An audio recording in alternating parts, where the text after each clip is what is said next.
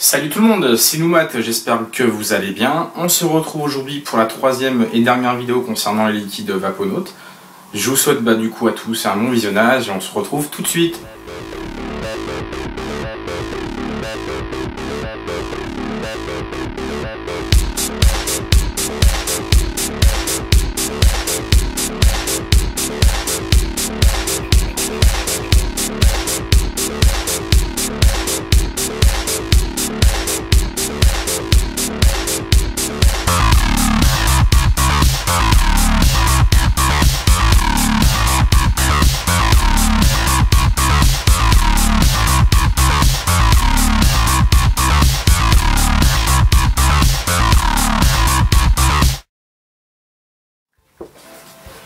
Donc, troisième et dernière vidéo de Vaponaut, enfin sur les liquides Vaponaut comme je vous le disais.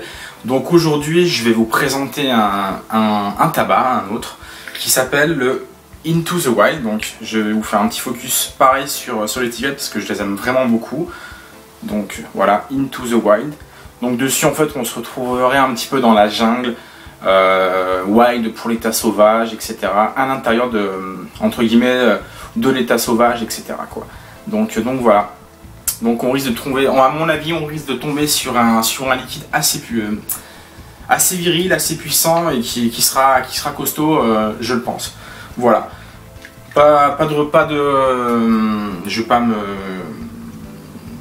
m'appuyer sur le flaconnage, on connaît. Je vais mettre quelques gouttes dans mon dripper. Donc voilà. Alors excusez-moi parce qu'aujourd'hui je suis debout pour la luminosité, pardon. Hop.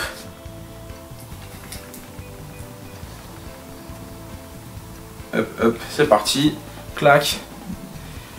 Et puis on va goûter ça, c'est parti, let's go.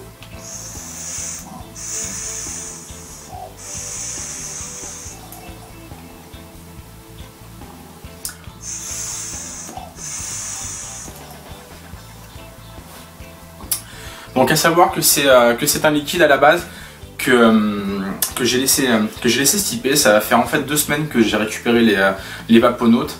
Et celui-ci au début j'avais vraiment quand je l'ai reçu, que je l'ai drippé, un goût de rien.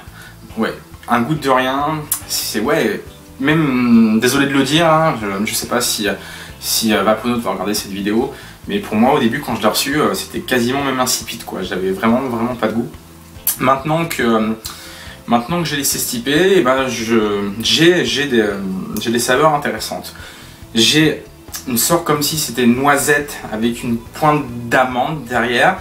J'ai une sorte de praliné avec on dirait une touche chocolatée, quelque chose comme ça. Et puis il y a plein d'autres choses, vous voyez. De toute manière, la gamme Vaponaut, les 3 liquides sont des gammes complexes. Pourquoi? Parce qu'il y a plusieurs saveurs dans chaque liquide, que ce soit Over the Rainbow, que ce soit On the Storm et Into the Wild. On retrouve systématiquement quelque chose de complexe et quelque chose qui va être assez harmonieux pour certains d'entre eux et d'autres moins, selon mes goûts bien sûr, mais on a essayé de faire quelque chose d'original, ça c'est clair et net, je tiens à le préciser. Vaponaut a essayé de faire des liquides originaux et ça c'est très bien. Ça manquait de choses un peu comme ça, parce qu'on arrive en France, il ne faut pas se voiler la face, mis à part quelques autres liquides, on a quelque chose de très basique et de très simpliste. Donc voilà. Moi je ressens ça, je ressens un côté praliné, je ressens de la noisette, je ressens des amandes, mais il n'y a pas que ça, mais vous le décrire c'est vraiment trop compliqué quoi.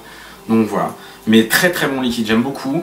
Alors comme je vous le dis au début, je n'appréciais pas, mais je l'ai laissé stiper au moins 2 semaines et franchement maintenant il est du tonnerre, j'aime beaucoup. C'est quelque chose que je vais vaper le soir, tranquille devant ma télé, qui va passer nickel. Franchement il est vraiment très bon, voilà.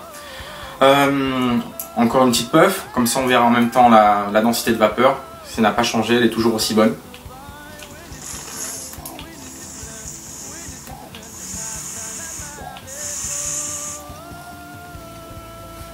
Des petits glouloulous au début, bon c'est pas très grave. Vous voyez, bonne vapeur toujours. Donc ouais, bon liquide.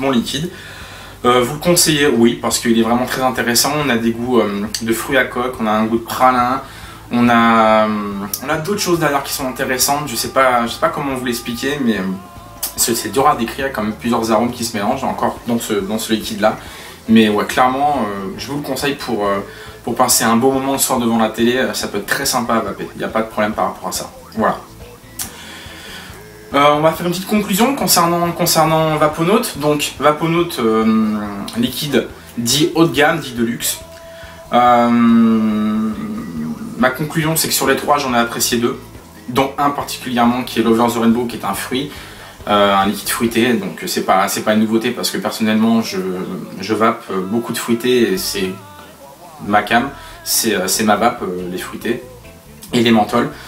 Un que j'ai moins apprécié mais qui, comme j'ai déjà dit, qui peut convenir à beaucoup de personnes, et le dernier que je vous présente ce soir ou cet après-midi, ça dépend à quel moment de la journée vous regardez cette vidéo, qui est aussi intéressant et que j'aime beaucoup. Donc voilà, mon classement, si je devais en faire un, ça serait premier Over the Rainbow, deuxième pardon, Into the Wild, et dernier On the Storm. Donc voilà. Est-ce que les prix en vaut la chandelle concernant ces liquides? Donc pour ceux qui ne l'ont pas vu, pour les prix, je vous invite à aller voir la première vidéo sur Over the Rainbow. On va dire que oui, allez, on va dire que oui, parce qu'on a 2 liquides qui sont d'exception et un qui pour moi est commun, voilà. Donc oui, ça peut... les prix peuvent en être, comment vous dire, oui, ça peut être justifié, voilà. On a 2 d'exception et un qui est commun pour moi, voilà. Bah écoutez, on en a terminé concernant la gamme Vaponaut. J'espère que vous aurez pris du plaisir à regarder cette mini-série concernant cette gamme. Moi je vous dis à très vite pour de nouvelles vidéos. Il y aura du matériel et d'autres liquides. Et puis bah surtout portez-vous bien et puis une bonne vape à tous. Ciao.